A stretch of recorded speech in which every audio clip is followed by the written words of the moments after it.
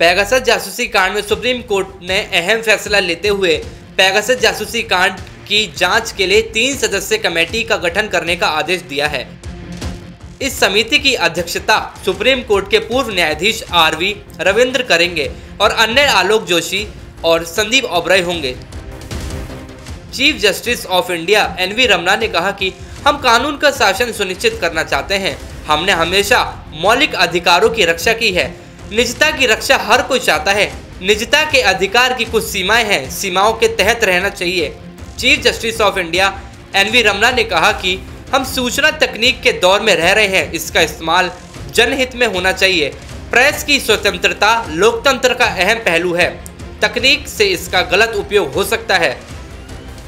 हम सच जानना चाहते हैं। हमने सरकार को जवाब देने का काफी मौका दिया। सरकार ने कहा कि राष्ट्रीय सुरक्षा के चलते जवाब नहीं दे सकते। हमने कहा कि जो बता सकते हैं उतना ही बताइए, लेकिन सरकार ने जवाब नहीं दिया। इसीलिए कोर्ट सिर्फ मूक दर्शक बन के नहीं रह सकता। सुप्रीम कोर्ट ने आगे कहा कि इस पर केंद्र द्वारा कोई विशेष खंडन नहीं किया गया। इस प्रकार हमारे पास याचिकाकर्ताओं की दलील को प्रथम दृष्टया स्वीकार करने के अलावा कोई विकल्प नहीं है। हम एक विशेषज्ञ टीम नियुक्त करते हैं जिसका कार्य सर्वोच्च न्यायालय द्वारा देखा जाएगा।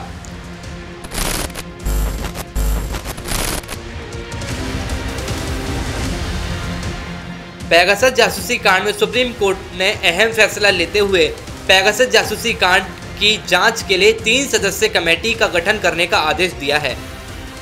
इस समिति की अध्यक्षता सुप्रीम कोर्ट के पूर्व न्यायाधीश आर.वी. रविंद्र करेंगे और अन्य आलोक जोशी और संदीप ओबराय होंगे।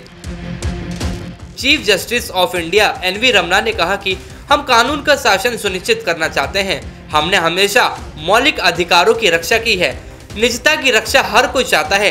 निजता के अधिकार की कुछ सीमाएं हैं, सीमाओं के तहत रहना चाहिए। Chief justice of India N V. Ramana ने कहा कि हम सूचना तकनीक के दौर में रह रहे हैं। इसका इस्तेमाल जनहित में होना चाहिए। प्रेस की स्वतंत्रता लोकतंत्र का अहम पहलू है। तकनीक से इसका गलत उपयोग हो सकता है। हम सच जानना चाहते हैं। हमने सरकार को जवाब देने का काफी मौका दिया। सरकार ने कहा कि राष्ट्रीय सुरक्षा के चलते जवाब नहीं दे सकते। हमने कहा कि जो बता सकते हैं उतना ही बताइए, लेकिन सरकार ने जवाब नहीं दिया। इसीलिए कोर्ट सिर्फ मूक दर्शक बन के नहीं रह सकता।